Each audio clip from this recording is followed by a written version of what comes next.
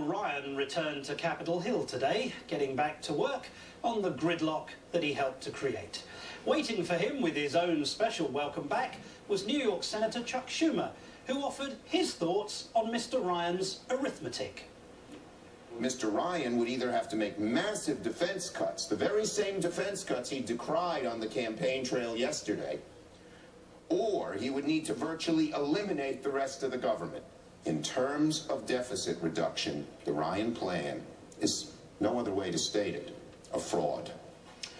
Ken Vogel is chief investigative reporter for Politico, and Perry Bacon is an MSNBC contributor and the political editor for thegrio.com. Welcome, gentlemen. Ken, after Mr. Ryan failed to explain his hypocrisy on the sequester, or how he can balance the budget but vastly increase military spending, will anyone other than, say, Speaker John Boehner be able to look at him with a straight face on Capitol Hill today?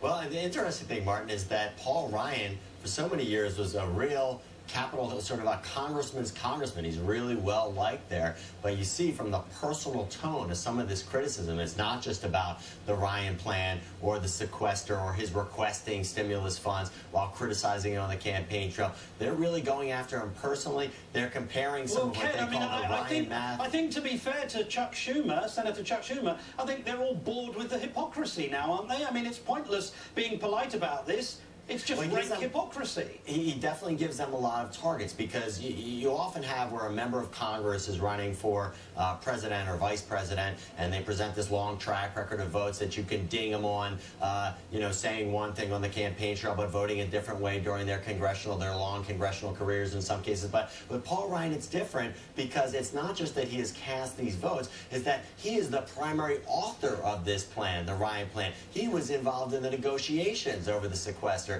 And so now for him to be taking a position that is in some ways inconsistent with that which he took in Congress really presents the Democrats as a struggle. But also what I was starting to say is the personal tone of it, to hear them criticizing his math on the Ryan plan and his math on how fast he ran a marathon, and he misstated his time in a marathon by about an hour, to say that this is all part of a greater problem here. That's a real personal level and personal tone that I'm a little bit surprised to hear from some of these members who for so long are his colleagues. I think it's perfectly fair. Perry, even Paul Ryan's favourite television network, Fox News, drew attention to his budget hypocrisy last night. Watch this, Perry.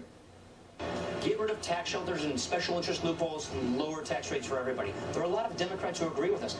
Ronald Reagan and Tip O'Neill last did this. But you voted against the Simpson-Bowles when they were trying to get rid of all that. You know what I did? Because I didn't like the total Simpson-Bowles package, I put my own plan out there. That's what leaders do. So just so I understand it, Perry, how exactly is Paul Ryan helping the Republican ticket? At this point, I'm not sure he's helping the ticket. I'm also not sure he's helping himself. I think if you'd asked Republicans a few months ago, before he was picked as VP, who do they want to run in 2016, a lot of people would have said Paul Ryan. Republicans really liked him and saw him as someone who kind of stood for things and really believed in the agenda. And now he's gotten the Romney ticket. It pretty much sounds like Mitt Romney.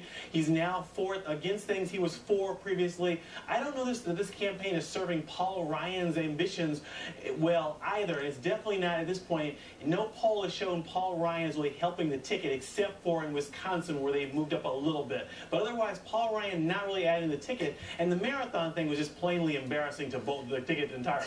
Indeed. Ken, does that explain why Ryan is now running two campaigns, one for vice president and the other to hold on to his seat in Congress? I mean, do you think he's hedging his bet and seriously considering the idea that most likely he and Mitt Romney will lose in November?